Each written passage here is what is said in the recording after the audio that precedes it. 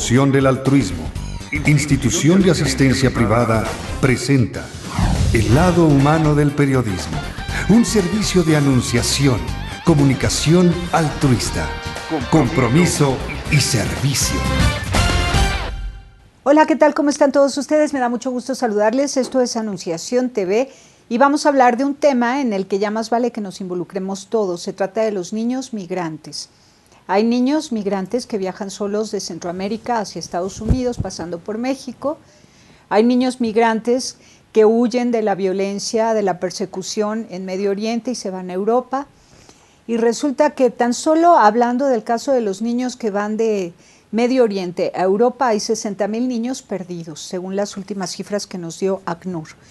Y bueno, estamos muy preocupados porque, al menos en México, ya se sabe que algunos funcionarios públicos que deberían ser autoridad, resulta que están involucrados con la trata de personas. Eso pasa en México, eso ya se ha denunciado, son casos que se están persiguiendo. Y bueno, en Europa, ¿qué está pasando? ¿Cómo es posible que haya 60,000 niños perdidos en algún lugar de Europa porque transitaron de Medio Oriente hacia los países de Europa? Están con nosotros para hablar de esto Francesca Montanini. Ella es representante de Información Pública de la Oficina de Naciones Unidas para los Refugiados, ACNUR. E Indira Sánchez Bernal, académica del Tecnológico de Monterrey, experta en Medio Oriente y Norte de África. ¿Cómo están, Francesca y Indira? Muy bien, muchas gracias. Gracias por la invitación. Bueno, es un tema que hace temblar. A ver, introdúcenos. ¿Qué escenario es el que estamos viendo? Yo creo que aquí, antes de hablar directamente de los refugiados, niños y los refugiados que van hacia Europa, me parece prudente también hablar de una situación muy compleja que se está viviendo en Siria.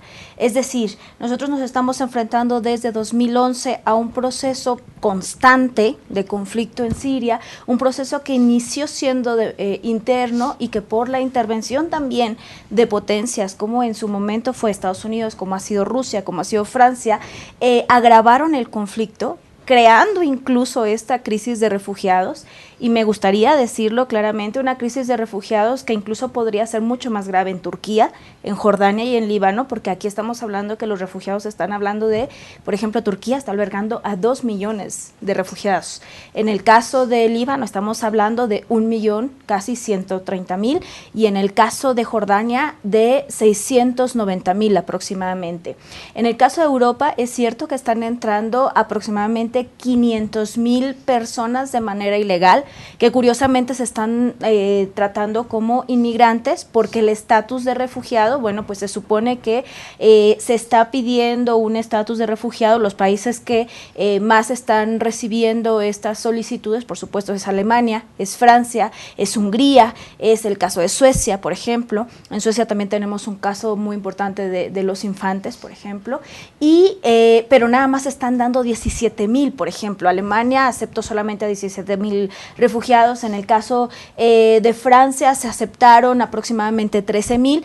¿Qué está implicando? Que hay muchas personas que están siendo tratadas como inmigrantes, que no es el mismo estatus. Bueno, aquí seguramente ahorita lo vamos a trabajar, ¿no? Que no es el mismo estatus porque un refugiado tiene protección legal y un inmigrante no. Entonces, ¿qué está sucediendo? Al entrar inmigrantes ilegales, que muy bien podrían ser refugiados, estamos ante un problema muy grave. ¿Por qué? Porque estamos hablando de que el 50% de ellos son mujeres, 50.5%, y el 49.5% son hombres. Y por supuesto tenemos un porcentaje muy amplio de niños que quedan desprotegidos, porque muchos de ellos, sus padres han muerto o están desaparecidos dentro del proceso de conflicto en Siria, y por supuesto, si estos niños entran en esta característica de ilegalidad, pues obviamente los gobiernos no pueden dar esa protección. No lo pueden hacer ni en países, por ejemplo, como Turquía, en países árabes, como es el caso de Líbano, Jordania, ni en países europeos, que se está complicando mucho dar la protección en este estatus de ilegalidad. Cuando dices que están entrando 500,000 procedentes de Siria a Europa, solamente el 34% de esos 500,000, otro 12% es de Afganistán, otro Irak. El 34% de esa cifra es el que proviene de de Siria. Pero estás hablando apenas de unas decenas de miles que están siendo refugiados en cada país y en solo algunos países. Así es. Entonces no hay cobertura para los 500,000. No. ¿Y ellos que están durmiendo en las calles o que están...? Pues muchos de ellos incluso no entran, están llegando a la parte de la frontera, otros logran entrar. Por ejemplo, hay un caso muy conocido de un sirio que llegó a Melilla, de Melilla pasa a España, tiene que pagar exactamente o aproximadamente 1.000 euros por un pasaporte falso, 2.500 para que lleven a la esposa y al hijo en un automóvil, que vienen escondidos, y a partir de ese proceso llegan a España y llegan como ilegales, como inmigrantes ilegales, ya no entran como refugiados. Entonces esto complica muchísimo porque vienen los problemas de desempleo, de la lengua, de integración social, falta de vivienda, y entonces empiezan a ser parte de los conflictos sociales en España, por ejemplo. Y esto es una familia que va completa, el padre, la esposa y el hijo, pero los que van solo la esposa o el que va solamente el niño, pues todavía se hace mucho más complejo el asunto, porque pueden llegar a albergues, hay organizaciones internacionales no gubernamentales ayudando, pero también entran en un contexto muy complejo a nivel de lo social. Claro, porque no hay trabajo ni vivienda. Y no se puede vivir en un albergue toda la vida. Efectivamente. Y no se puede compartir una cocina comunitaria toda la vida. Cada familia necesita intimidad, espacio. Así es. Vivir sus propios ritos religiosos, sus costumbres. Los niños tienen que ir a la escuela. Suecia está tratando de integrarlos de la mejor manera posible, creo yo. Se les está tratando de dar una calidad de vida, sobre todo si hablamos de refugiados niños, porque están tratando de han contratado gente que habla, por ejemplo, árabe y que habla sueco, y entonces para poderles dar toda una base para que puedan ir a la escuela. Están proponiendo, dónde pueden vivir, quiénes los pueden acoger, incluso, también ya no nos dirá Francesca, aquí tenemos el asunto de, se está trabajando muchísimo la adopción internacional, por ejemplo, ¿no? Que no deja de ser un peligro que también. No deja de ser un peligro. Así bueno, es. Francesca, estamos asustadísimos. 60,000 niños extraviados en Europa, desaparecidos. ¿Qué significa eso? Estoy totalmente de acuerdo con la colega. De hecho, hizo una perfecta descripción de lo que está pasando en la crisis del Medio Oriente, de Europa.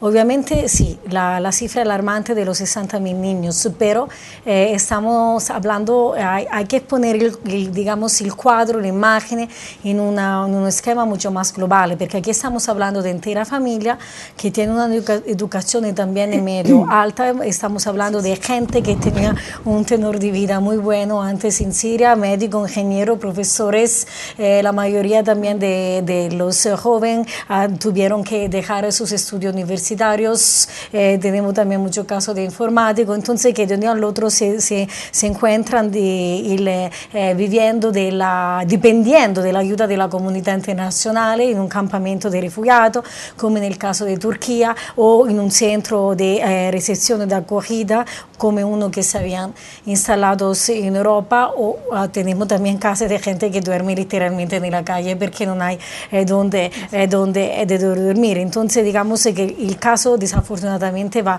mucho más allá de los niños, aunque hay programas de reunificación familiar, sobre todo de parte de otra agencia de Naciones Unidas, organizaciones no gubernativas, Save the Children, UNICEF, y además lo que es muy importante, como mencionaba la colega, es que esta carga cada día aumenta, porque el conflicto de Siria obviamente no tiene una solución en el breve término. Entonces esta carga aumenta cada día, aunque puede haber periodo más bajo o más alto, pero siempre un flujo de gente que está llegando, por ejemplo, en la isla griega. Ahora hemos visto la semana pasada también en Italia, en mi país, una tragedia humanitaria en el barco para llegar a Lampedusa. Entonces, digamos, el fenómeno no está parando. ¿Cómo se puede solucionar? Se puede solucionar, digamos, encontrando vías legales para esas personas para que no se dirijan a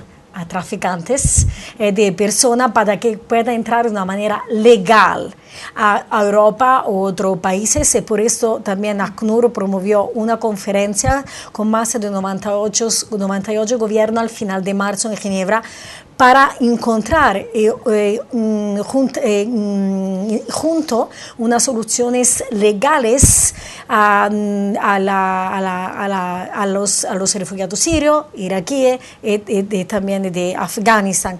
Y sobre todo también respetar el principio de no devolución, que es el principio fundamental, básico de la Convención sobre los Estatutos de Refugiados de 1951, es decir, no devolver las personas que están necesitadas de protección internacional a un país donde su vida sigue en peligro.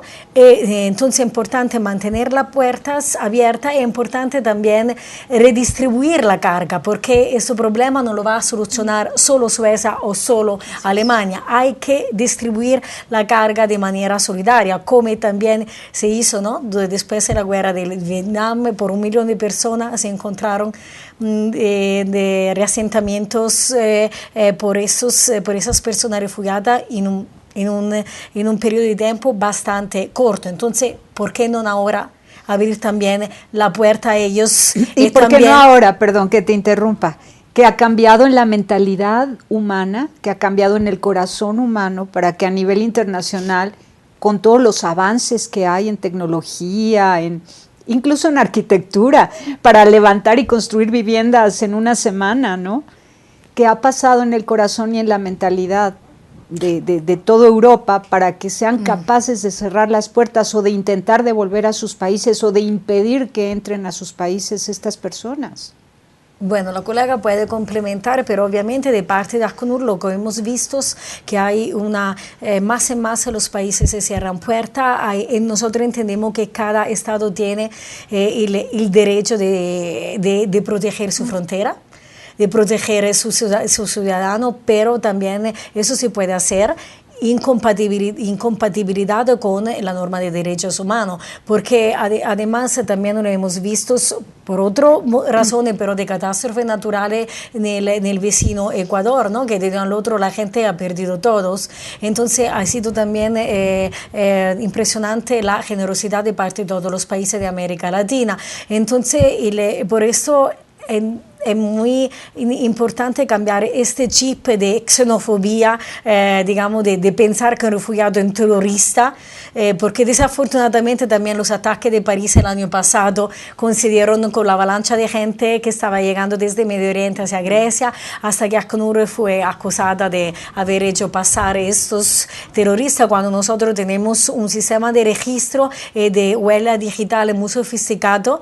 Entonces, juntos con los gobiernos de los países de asilo, entonces estas personas no estaban absolutamente registradas con nosotros. Entonces hay que cambiar el chip, digamos, de xenofobia y de discriminación y ver los refugiados más y más como una persona, como un valor añadido a la sociedad. Además estamos hablando de sociedad global, de sociedad multicultural, multireligiosa, entonces ¿por qué no abrir las puertas?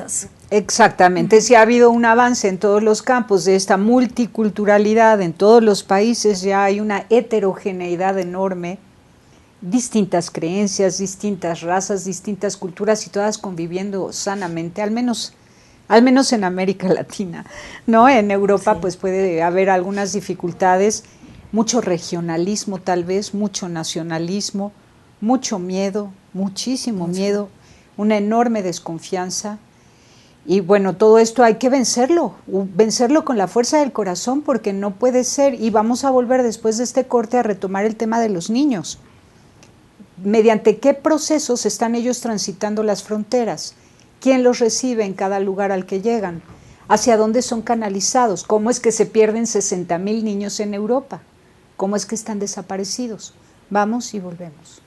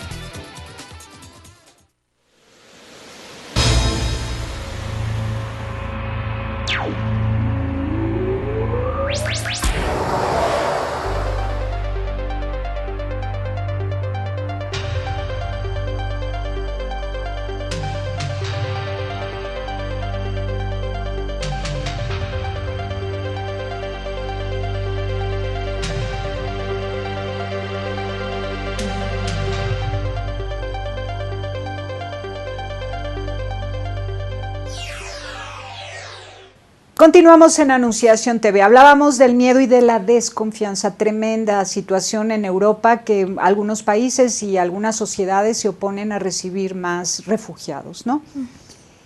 Pero también hay otro fenómeno, y lo mencionaban ustedes en el corte, el desempleo en Europa. Así es, ahí yo quisiera retomar algunas ideas que estaba manejando Francesca en el corte anterior. En realidad, creo que Europa está viviendo una situación muy compleja y esto viene desde 2004, 2005, que se hace con mucho mayor profundidad a partir del 2008, que es la crisis económica, y estamos hablando de que incluso el Estado, que fue tan fuerte en Europa, tiene un problema crítico en cuestión de cumplir con las demandas sociales. Específicamente, ¿cuáles? Empleo, hay crisis magisterial también. Por ejemplo, en Francia es muy claro el problema de los desempleados o los que están en paro, que incluso se estaba hablando de si se les reducía o no la ayuda o el aporte mensual que ellos reciben, que aproximadamente estamos hablando como 7,000 pesos, ¿no? Lo que sería equivalente a 7,000 pesos en México. Italia tiene una crisis muy fuerte, digo, no nos vayamos tan lejos cuando hubo todo el problema con Berlusconi, ¿no? Ahora lo tenemos en Brasil con Dilma, pero también estuvo el problema con Berlusconi. Estamos hablando de un problema muy grave en Grecia, en Portugal no se diga, y curiosamente estos países son los países que reciben mayor número de personas. ¿Por qué? Porque son los que están cruzando el Mediterráneo y por supuesto por ahí es una entrada hacia donde llegan. Entonces, ¿qué pasa dentro de las sociedades europeas? No trato de generalizar porque al final hay diferentes grupos en cada una de ellas, pero al final hay una idea de miedo, de el migrante va a llegar, o en este caso el refugiado va a llegar a quitarme el empleo.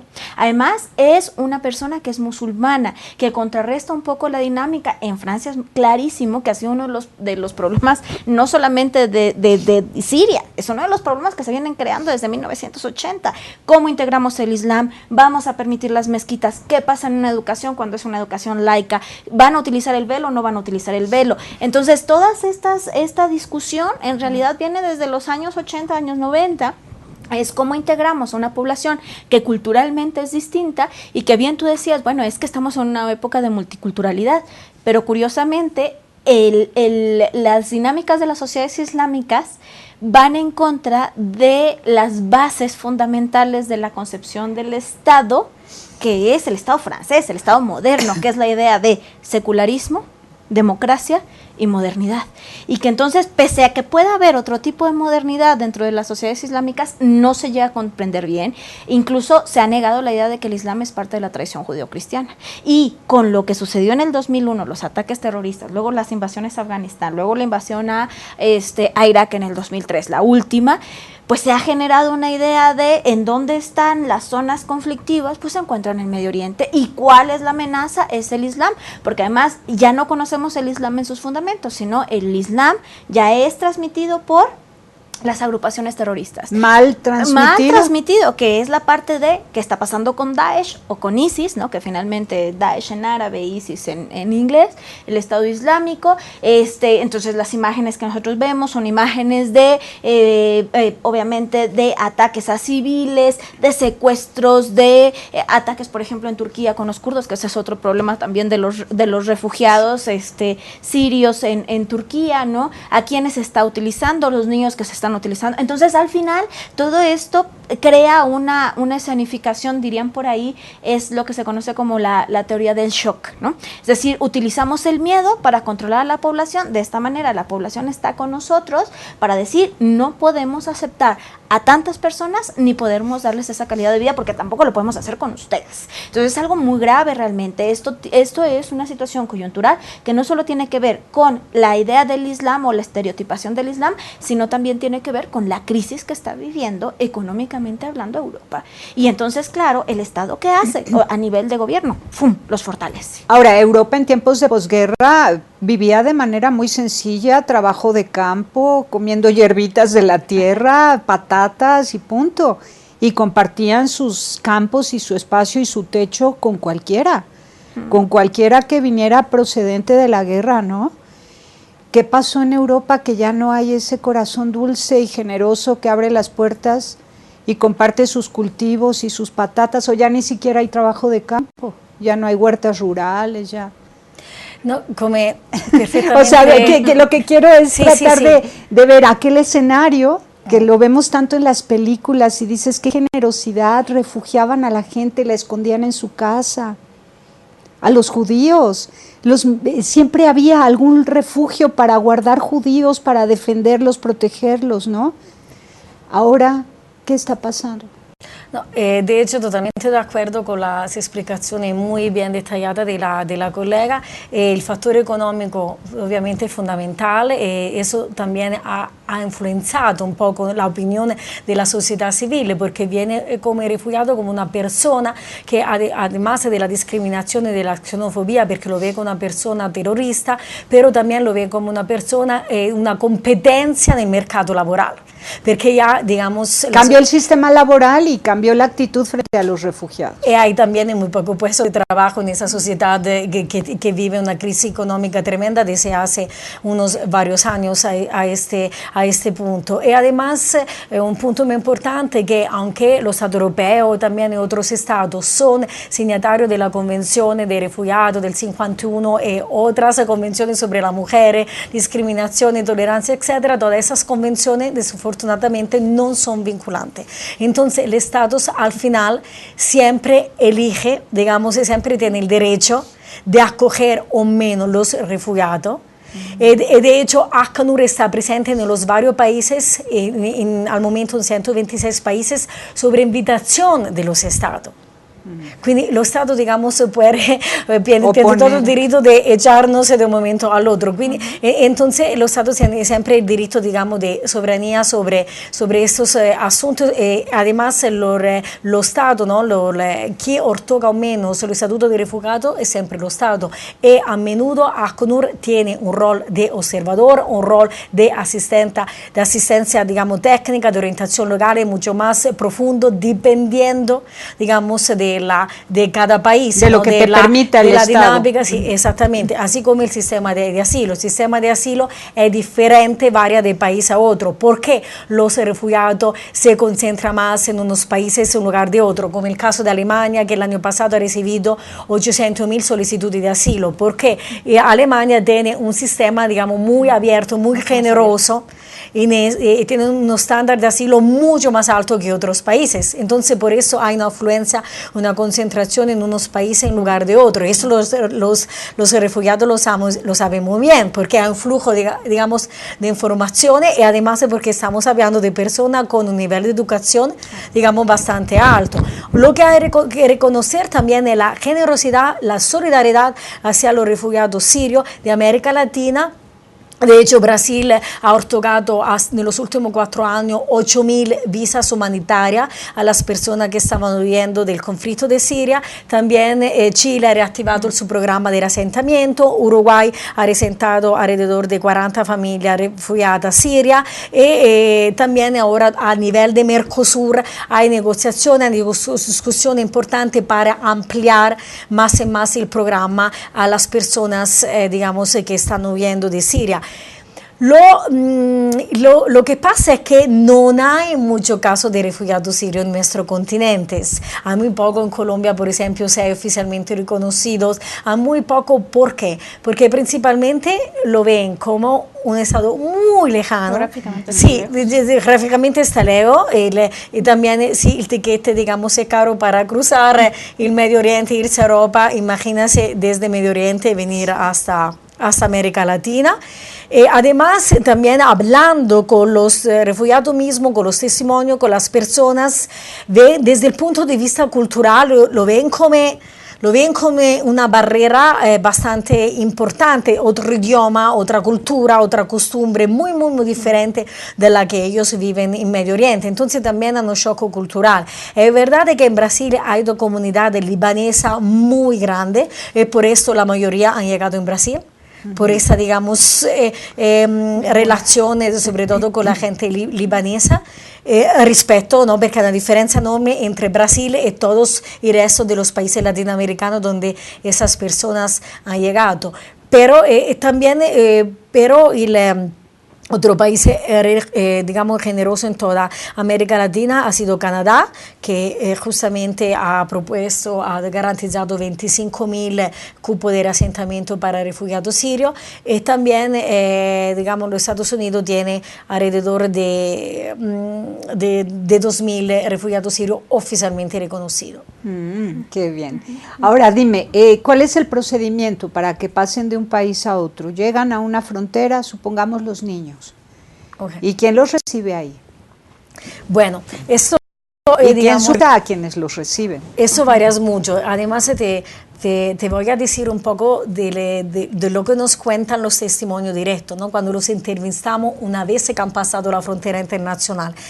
Hay varios casos. Hay gente que, como lo que está pasando un poco de Centroamérica, gasta todo su ahorro en la mano de los traficantes para pasar, para embarcarse en un barco muy ligero, no sólido, cruzar el Mediterráneo, el Mar Egeo, que ahora se han convertido en cementerios azules, porque la gente está muriendo, la gente gasta además de todo el ahorro de una vida sin saber si llegan o menos.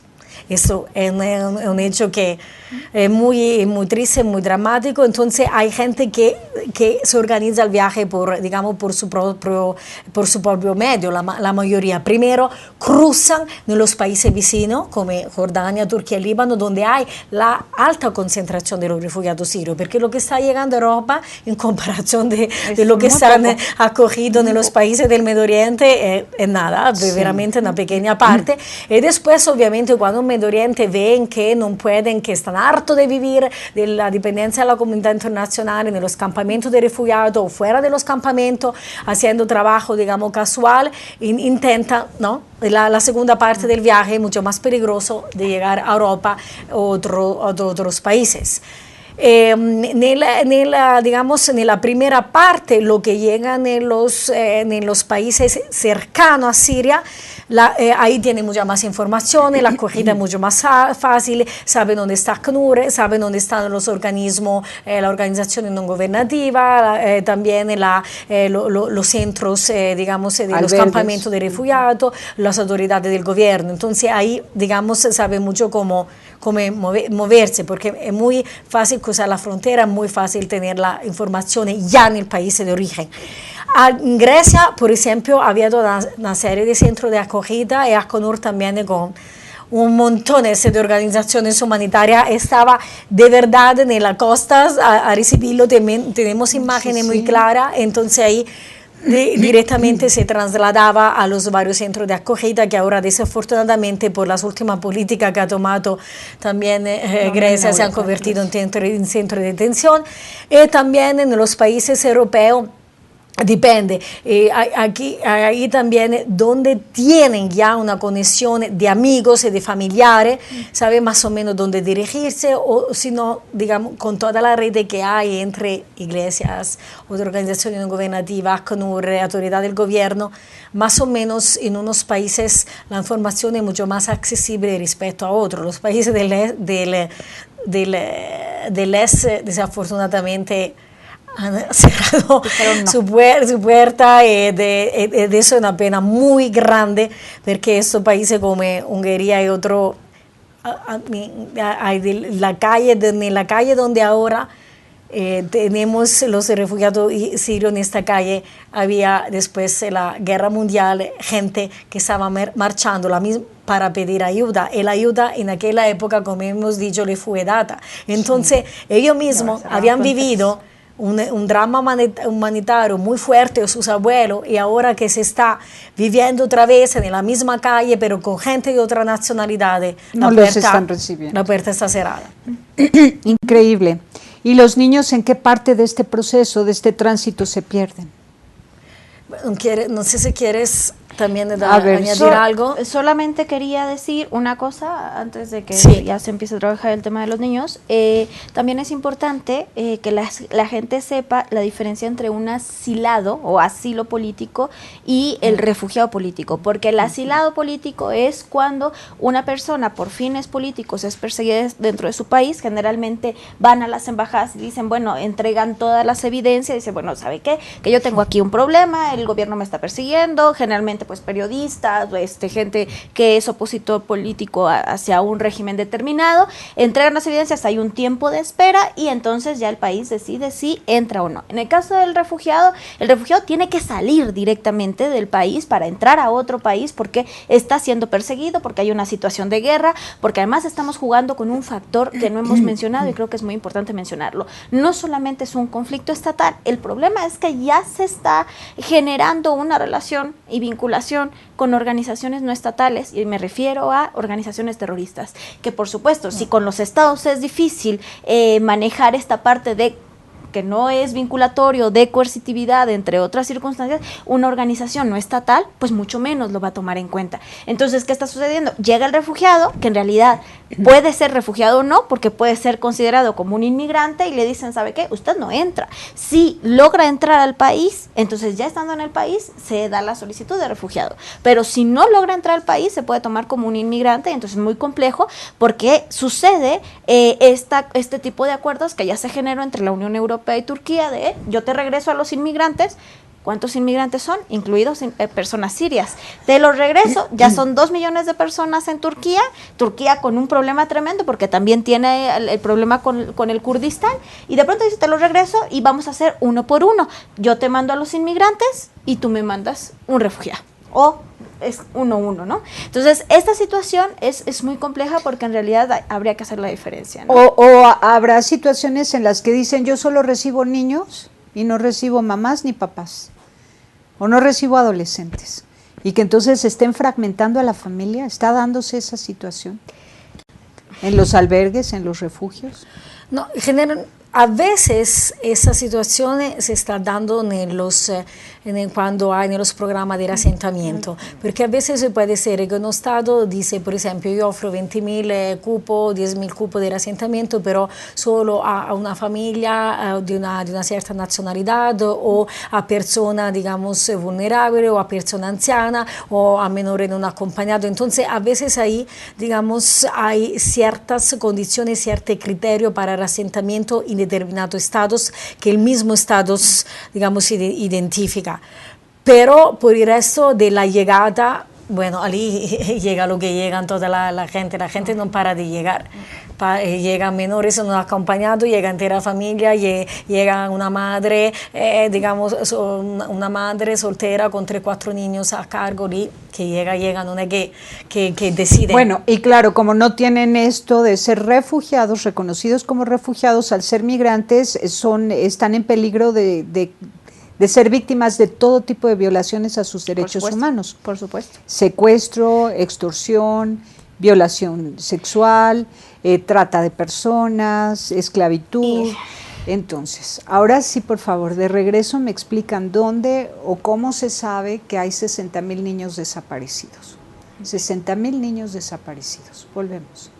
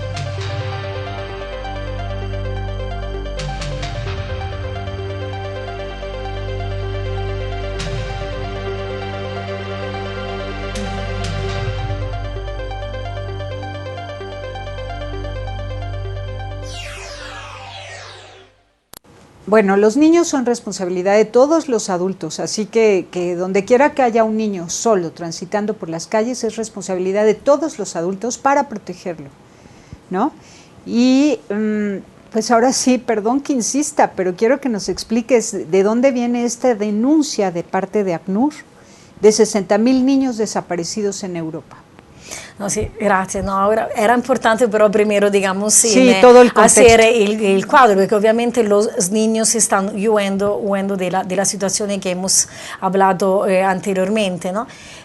Prácticamente esa denuncia viene da fuente que tenemos con organizaciones, con nuestros socios en directo, nuestros socios indirectos que se ocupan de todo el tema de los menores no acompañados, además del tema de reunificación familiar. Entonces, de todo lo que en cada conflicto, no solamente lo de Siria, las personas más afectadas, como ha dicho antes las colegas, son mujeres y siempre niños menores. En el ámbito del menore pues, hay la figura también del menore no acompañado, como en el caso también de esos 60.000 desaparecidos. Entonces, hay toda una serie de organizaciones que está intentando justamente de identificar parientes o amigos, el niño mismo, para intentar de reunir nuevamente de la familia.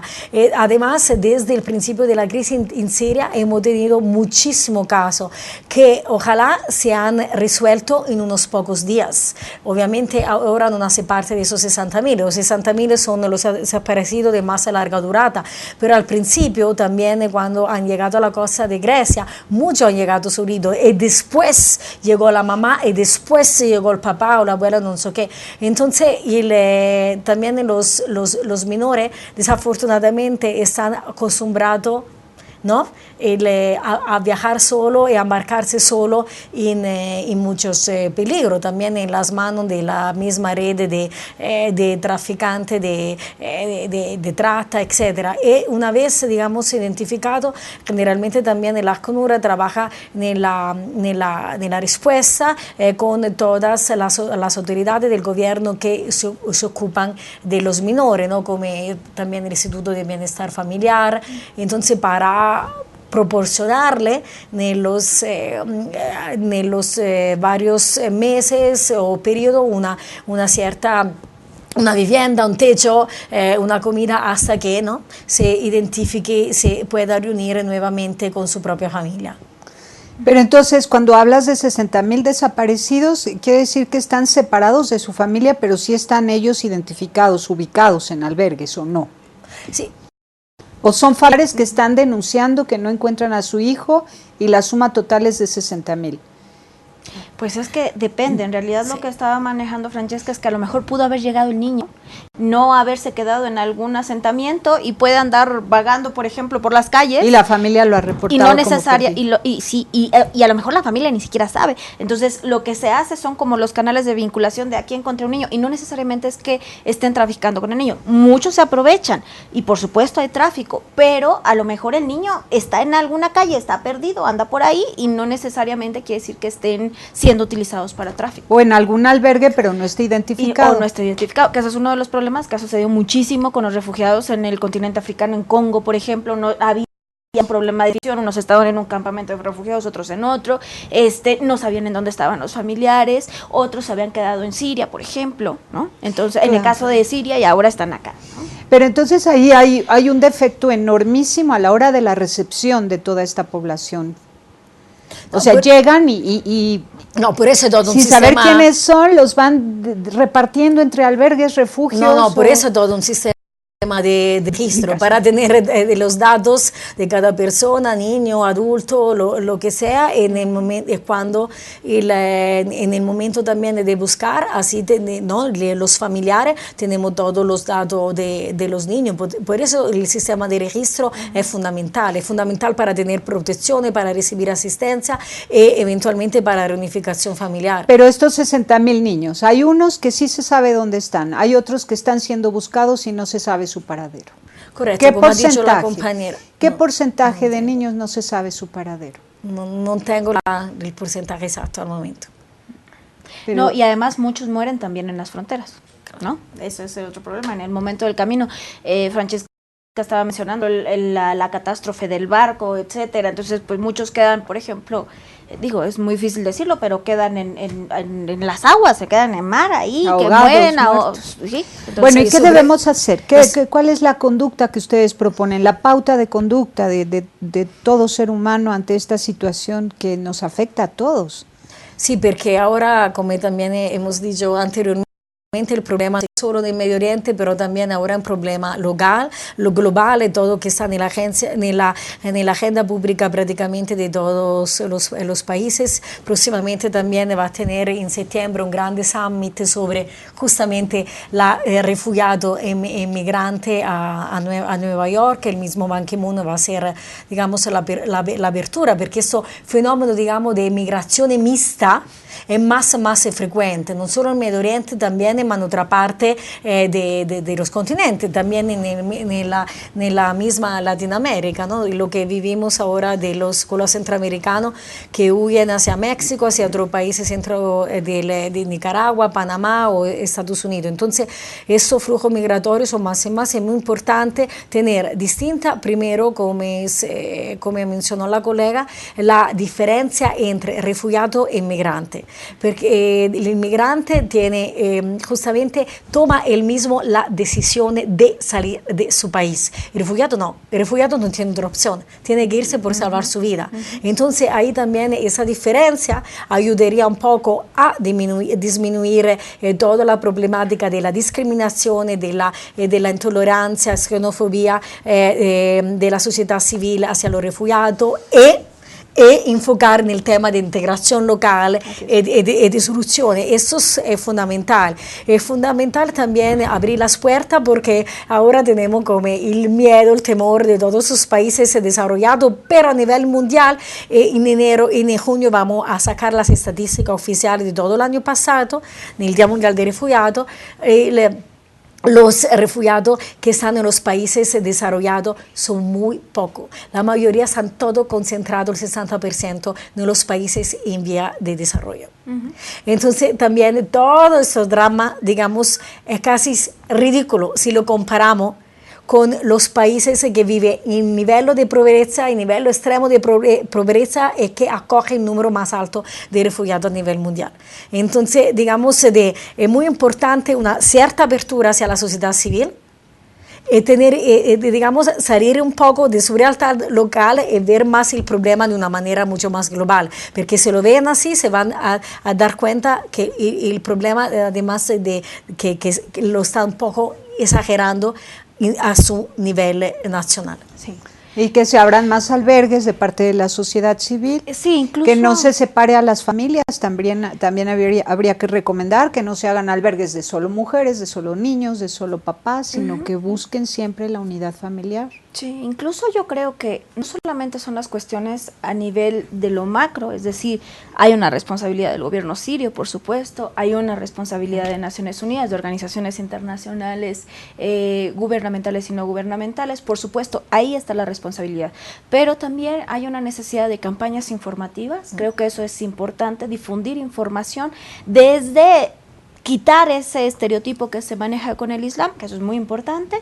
Hay otra parte que es los documentales, esos son necesarios. En México lo tenemos, ya han surgido muchísimos documentales, por ejemplo el de La Bestia, ¿no? Que maneja cómo por ejemplo pasan las personas hacia México y quieren llegar a Estados Unidos, qué pasa con ellos, cómo se violentan sus derechos humanos, qué responsabilidad hay en autoridad y por supuesto una apertura real hacia la cuestión del multiculturalismo, que no se va a hacer solamente más que con las unidades, es decir, con las personas que conforman a los países, y eso se tiene que hacer mediante campañas educativas. Creo que esa es la parte más importante, que es lo pequeño, pero que en realidad puede ser lo más fructífero. Porque en lo macro a veces es mucho más difícil actuar, ¿no? Los gobiernos tienen voluntades propias, entonces eso es un poco complicado y los conflictos no siempre se resuelven de manera pronta, entonces creo que eso es importante, empezar con lo micro y hacerlo mucho más grande. Ahora, hablaba de la adopción internacional. ¿Esto ya se está dando? No, a CNUR nosotros no manejamos el tema de la adopción ni la proponen. Entonces no es bajo Se sale de tu campo de sí, acción. sí. Una cosa que antes de pasar la palabra que quería añadir es que la respuesta no está en aumentar ni en incrementar el número de los albergues, porque nadie al fin quiere pasar años, porque en principio no se queda. En principio los albergues son transitorios, pero al final no son transitorios. Tenemos ahora albergues o campamentos de refugiados que existen desde hace 5, 10 o 15 años. Entonces, el tema principal es la integración local y la solución. No los albergues. Los albergues pueden, digamos, servir por un periodo transitorio porque esta gente huye sin documentos, sin nada, con una pequeña maleta, entonces necesita al principio un techo, una vivienda, nada, para pensar, para organizarse un momento la vida, ver dónde pedir asilo, para, digamos, como periodo transitorio, ¿no? Antes que su hijo empiece la educación. Pero los albergues no es la solución es la integración local. Perdón. Sí, no, la integración local y ojo, ¿no? Los economistas tienen que cambiar todo el sistema económico a nivel global, porque el sistema del libre mercado no da para dar trabajo a toda la gente. Por supuesto. Y también volver al trabajo de campo, ya nadie quiere trabajar la tierra. Y si quisiéramos todos trabajar, tendríamos que volver a trabajar la tierra, porque en ellos sí hay trabajo para todos, ¿no? Sí. Entonces llegan los doctores en tantas ciencias y en tantas áreas de conocimiento procedentes de Siria, por ejemplo, ¿qué les ofreces de trabajo en Europa? Pero si supieran trabajar la tierra, cosa que dudo que sepan, ¿no? Porque son doctores en ciencias y tecnologías y tal, pero entonces estamos metidos en un problema económico mundial que también interrumpe la posibilidad de integración comunitaria para los inmigrantes y refugiados. Pero se puede realizar. En México ya tuvimos una experiencia y la hemos tenido. Tenemos una comunidad árabe importantísima y que finalmente llegó en la época en que el Imperio Otomano se estaba desintegrando, llegan aquí, entran en el periodo de la Revolución Mexicana.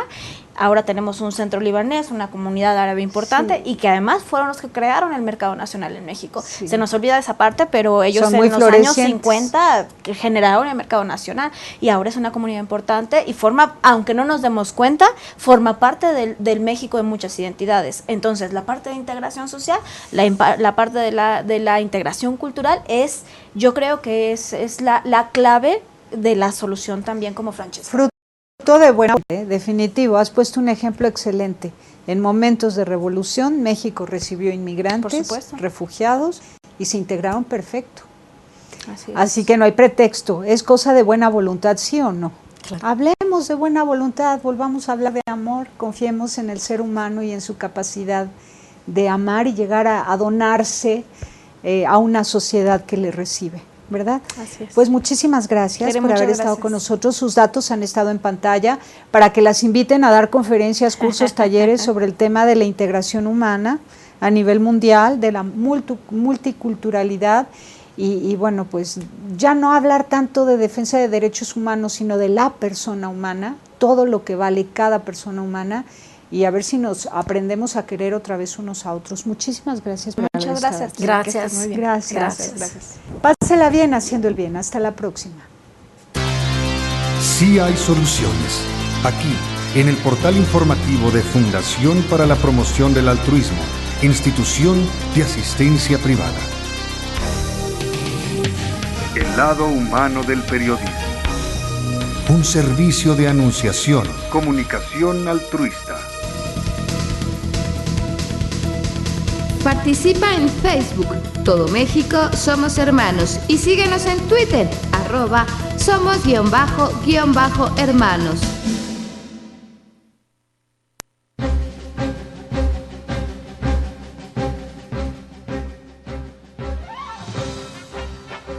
Con el gusto de saludar a quienes siguen la información altruista